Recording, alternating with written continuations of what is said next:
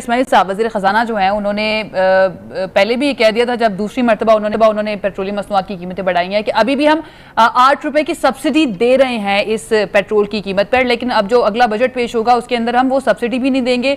उसके बाद आज ये भी खबरें आई कि IMF ये भी नहीं चाहता कि सरकारी मुलाजमीन की जो तनख्वाहें हैं उनके अंदर इजाफा हो। हुकूमत चाहती है कि एडहॉक अलाउंसेस जो हैं वो दिए जाएं, IMF वो भी नहीं चाहता। तो सर हर एक चीज IMF से पूछ कर ही की जाएगी अब। दोस्तों मैं महेंद्र शर्मा स्वागत करता हूं वन वर्ल्ड हिंदी में आपका। उम्मीद करता हूं आप खुश और स्वस्थ है। दोस्तों आइए दिखाते हैं पाक मीडिया की एक और लेटेस्ट डिबेट जिसमें कैसे अब डिस्कशन किया जा रहा है कि अब आने वाले समय में जो पाकिस्तान में बजट आने वाला है वो कैसे आएगा, क्योंकि पाकिस्तान के सारे जितने भी फैसले हैं वो सिर्फ और सिर्फ IMF पे ही टिके हुए हैं। तो कहीं न कहीं अब आने वाले समय में पाकिस्तान में बजट के लिए जो पैसा है उसके लिए अरेंजमेंट के लिए IMF के आगे गिड़गिड़ाना पाकिस्तान की हुकूमत ने शुरू कर दिया है, क्योंकि बजट लाने के लिए पाकिस्तान के पास पैसा है ही नहीं। तो आने वाले समय में अब पाकिस्तान में किन किन चीजों के रेट बढ़ेंगे और कैसे कैसे इन चीजों को आम आवाम की पहुंच से दूर किया जाएगा और IMF की सभी शर्तें मानी जाएगी ताकि IMF से लोन आ सके और पाकिस्तान की इकोनॉमिक क्राइसिस को मिटाया जा सके, जबकि ऐसा कुछ होता हुआ दिखाई नहीं दे रहा है। तो दोस्तों देखिए डिबेट और कमेंट में अपनी प्रतिक्रिया जरूर दें। लास्ट में आपसे रिक्वेस्ट करूंगा, चैनल पर नए हैं तो चैनल को सबसे पहले सब्सक्राइब करें, लाइक शेयर कमेंट जरूर करें। दोस्तों जय हिंद, वंदे मातरम, भारत माता की जय। दोस्तों इस्माइल साहब वज़ीर ख़जाना जो हैं उन्होंने पहले भी कह दिया था जब दूसरी मरतबा उन्होंने पेट्रोलियम मसनूआत की कीमतें बढ़ाई हैं कि अभी भी हम 8 रुपए की सब्सिडी दे रहे हैं इस पेट्रोल की कीमत पर, लेकिन अब जो अगला बजट पेश होगा उसके अंदर हम वो सब्सिडी भी नहीं देंगे। उसके बाद आज ये भी खबरें आई कि IMF ये भी नहीं चाहता कि सरकारी मुलाजमीन की जो तनख्वाहें हैं उनके अंदर इजाफा हो। हुकूमत चाहती है कि एडहॉक अलाउंसेस जो हैं वो दिए जाएं, IMF वो भी नहीं चाहता। तो सर हर एक चीज IMF से पूछ कर ही की जाएगी अब।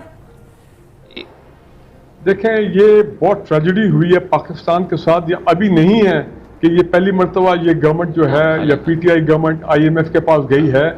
ये तो मेरे ख्याल है 23 मरतबा जो है हम पहले IMF के साथ प्रोग्राम कर चुके हैं। कब वो वक्त आएगा, पाकिस्तानी अवाम हम कह रहे हैं कि कब वो वक्त आएगा कि हमारे इकोनॉमिक मैनेजर्स, हमारी पॉलिटिकल लीडरशिप उदारा को ऐसे हालात क्रिएट करे, कुछ ऐसे स्टेप्स ले अपना इकोनॉमिक स्टेबिलिटी के लिए, पॉलिटिकल स्टेबिलिटी के लिए, क्या IMF से हमारी जान छोड़े। IMF का मतलब है कि वो डिक्टेट करते हैं, आपको एंटी पीपल पॉलिसीज के ऊपर मजबूर करते हैं जिसमें अवाम जो इफेक्ट होते हैं। IMF कभी ये नहीं कहेगा कि पाकिस्तान की जो अशराफिया है, पाकिस्तान की जो एलीट है, जिनके पूरे मुल्क पे कब्जा है, हर डिपार्टमेंट में उनका कब्जा है, हर जगह वो बैठे हुए हैं कि जनाब ये एलीट जो है इसकी ताकत को कम किया जाए। इस एलीट के जो अपने ये तमाम जो इनके पास फैसिलिटीज इनको मिली हुई हैं, हर किस्म की फाइनेंशियल अदरवाइज, उनको खत्म किया जाए। एलीट को मजबूर किया जाए कि वो पाकिस्तान के गरीब अवाम को लुक आफ्टर करें। उल्टा ना हो कि गरीब अवाम जो है उनके वो टैक्स दे के इन अमीर लोगों को जो है वो पालें और ये अपनी यशे करें। मैं यहाँ पे ये कहना चाह रहा हूँ कि आने वाला बजट बिल्कुल मुझे लग रहा है कि मुश्किल होगा और सख्त होगा, कीमतें भी और बढ़ेगी और मुश्किल फैसले भी आएंगे। बट बात वही है, देखें मैं जो अब आपको जिस तरह लाना चाह रहा हूँ, हम हर शख्स पाकिस्तान में पॉलिटिकल स्टेबिलिटी, इकोनॉमिक सिक्योरिटी की बात कर रहे हैं। आज मैं अपने और आपको पता है कि पाकिस्तान का जो स्ट्रेटेजिक वेपन प्रोग्राम है, न्यूक्लियर प्रोग्राम आम इस्तेलाह में हम कहते हैं, इस पे मैं नोट कर रहा हूँ, मुझे बड़ी तशवीश है। मैं समझता हूँ हमारी सिविल मिलिट्री लीडरशिप को भी तशवीश होनी चाहिए कि ये क्यों यहाँ पे सोशल मीडिया के ऊपर एक बड़े गैर जिम्मेदाराना तौर पे पाकिस्तान के न्यूक्लियर प्रोग्राम के बारे में खदशात का इजहार किया जा रहा है। मानते हैं, हम सब मानते हैं कि पाकिस्तान के दुश्मन पाकिस्तान के एटमी प्रोग्राम की हमेशा उनकी मुखालिफत रही है, उनको कभी एक आंख नहीं भाया हमारा प्रोग्राम। लेकिन खुदारा जिस किस्म की हम गुफ्तगू कर रहे हैं, स्पेकुलेशन कर रहे हैं, पेसिमिज्म कर रहे हैं, ये दुश्मन के मुंह में हम जो है ना अल्फाज डाल रहे हैं। मुतरब्बे भी किया है chairman joint chiefs of staff committee ने कि बिला जरूरत तबसरे की जरूरत नहीं है। जी फाइनली आज चेयरमैन जॉइंट चीफ ने भी किया उस सेमिनार में नश्र में कि भाई ये बड़ा हमारा रिस्पॉन्सिबल पूरी दुनिया जानती है, it is a very safe and secure strategic weapon program. तो लिहाजा पाकिस्तान के इंटरेस्ट में कि इस पे कोई गुफ्तगू खाम खा नहीं होनी चाहिए। सही। मैंने ट्वीट भी किया 2-3 दफा कि खुदारा यार बाकी सियासत करें, एक दूसरे का अपने सियासी तौर पर सर फाड़ना फाड़े, लेकिन ये काम ना करें। सही, बिल्कुल ठीक कह रहे हैं सर, बिल्कुल ब्रिगेडियर साहब। लेकिन एक चीज मैं ऐड करना चाहूंगी कि हम 5th जनरेशन वॉरफेयर की बात करते हैं, सोशल मीडिया का दौर है, और सोशल मीडिया के दौर में आप ये तो कह सकते हैं, रिक्वेस्ट तो कर सकते हैं, अपने तौर पे कोशिश कर सकते हैं लोगों को बताने की कि भाई आपको इस तरह की बात नहीं करनी चाहिए, लेकिन आप कंट्रोल नहीं कर सकते। सोशल मीडिया अनकंट्रोलेबल है इस मामले में कि आप लोगों की आवाज को रोक नहीं सकते हैं। नहीं, मैं समझता हूं पाकिस्तान की पॉलिटिकल लीडरशिप,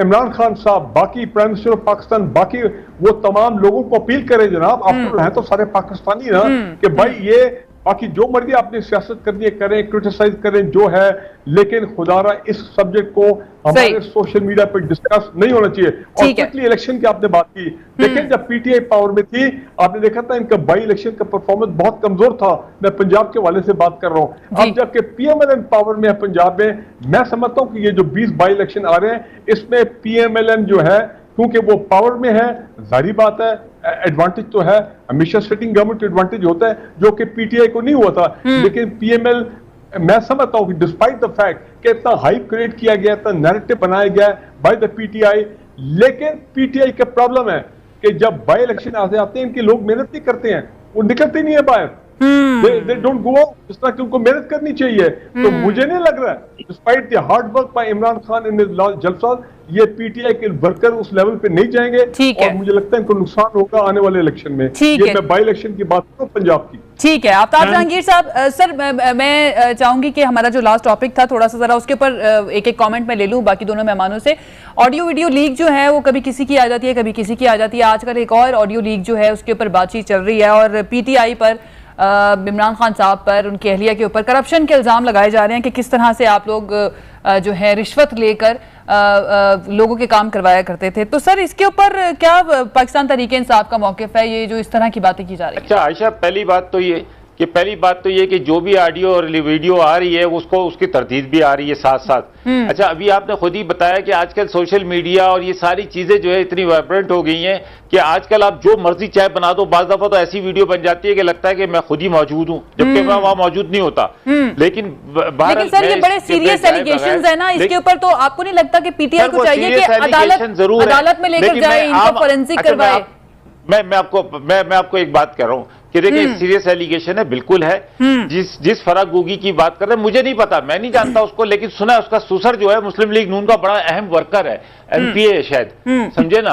तो मतलब ये कि अब उसको चाहिए ना कि सुसर को चाहिए अपनी बहू को, उसका बेटा है, उसकी बहू है, वो बोले भाई आ जाओ, आके मरियम नवाज के सामने पेश हो जाओ और बता दो भाई तुमने क्या क्या किया, कौन सा ट्रांसफर पोस्टिंग, मुझे याद है मैंने एक शो में देखा था, और हमारी ब्यूरोक्रेसी, उनके सुसर थे जो एमपी है, उन्होंने कहा था कि मेरे बेटे या बहू के साथ हमारा कोई ताल्लुक नहीं है, उन्होंने ये कहा था एक प्रोग्राम के अंदर। ऐसे होता है जब कोई इस किस्म की बात होती है ना, जब कोई किस्म की बात होती है तो वो यही कहते हैं कि जी मेरा और बेटे से कोई ताल्लुक नहीं है, कभी बाप बेटे का ताल्लुक खत्म नहीं होता, चाहे भी तो नहीं खत्म कर सकता वो, समझे ना। या तो उसने उस वक्त कोई अखबार में इश्तिहार दिया होगा कि मैंने अपने आप को ला ताल्लुक कर लिया है, आग कर दिया, कोई ऐसी चीज आई हुई है तो वो दिखा दे कि जी देख लें ये तो 3 साल पहले 4 साल पहले इनके सुसर साहब ने अपने बच्चे को आग कर दिया था, तब तो हम कहेंगे हाँ यार इसने तो पहले से अपने आप को डिसाइड कर लिया था। लेकिन देखें, मैं ये आपको बताऊं कि ये जो इतनी खतरनाक गुफ्तगू हो रही है ना, ये इसलिए हो रही है जो सोशल मीडिया में भी, कि हमने अपने आप को इन्वॉल्व कर लिया है। अगर हम अपने आप को इन्वॉल्व ना करते, हम अपने आप को दूर रखते इन सारी चीजों से, तो फिर ये सारी चीजें, ये बातें, गुफ्तगू नहीं होती जो हो रही है, जो नहीं होनी चाहिए। पाकिस्तान मुस्तहकम होगा तो मेरे बच्चों का फ्यूचर मुस्तहकम होगा, पाकिस्तान मुस्तहकम होगा तो मैं ये समझता हूं कि हम इस दुनिया के अंदर 5वां बड़ा मुल्क है। ठीक है सर, आपका पॉइंट आ गया। लास्ट मिनट है, मुझे सदीकुल फारूक साहब का कमेंट लेने दें, पर बने थे जी। ठीक है आफ्ताब साहब, हो सकते हैं जी सदीकुल फारूक साहब, लास्ट कमेंट के सामने कशकोल लेकर घुमाना शुरू कर दिया। ठीक है आफ्ताब साहब, ठीक है जी सदीकुल फारूक साहब। सोशल मीडिया का इस्तेमाल अच्छा होना चाहिए, लेकिन सबसे ज्यादा मनफी इस्तेमाल सोशल मीडिया का पीटीआई और इमरान खान ने किया, जो नहीं होना चाहिए। दूसरी बात यह है कि आज न्यूक्लियर मरियम प्रोग्राम नवाज के साहबा तो हवाले से- सोशल मीडिया वालों के साथ बैठ के तकरीर कर रही थी, उनको इंस्ट्रक्शन दे रही थी। सदीक फारूक चलिए, साहब, आज आफ्ताब तो साहब, आपकी लीडर जो है, अब करने आपकी देना लीडर बात। जो है आज सोशल मीडिया एक्टिविस्ट के साथ बैठी हुई थी लाहौर चलिए, के अंदर। कंप्लीट करने उन्हें देना, instructions दे रही लास्ट थी कि कमेंट तुमने है। क्या करना है क्या नहीं करना है। सर बात करने दें जी सदीकुल फारूक साहब। 1996 में नवाज शरीफ साहब कार्नेगी एंडाउमेंट अमेरिका के प्लेटफॉर्म पे गए और उन्होंने एटमी ढाल का दिफा किया और 28 मई को आके फिर धमाके भी कर दिए अल्हम्दुलिल्लाह। सही। तो अब ये प्रोग्राम जो है अल्हम्दुलिल्लाह ये बड़ा महफूज है ठीक है। और इस पे ज्यादा बात नहीं करनी चाहिए।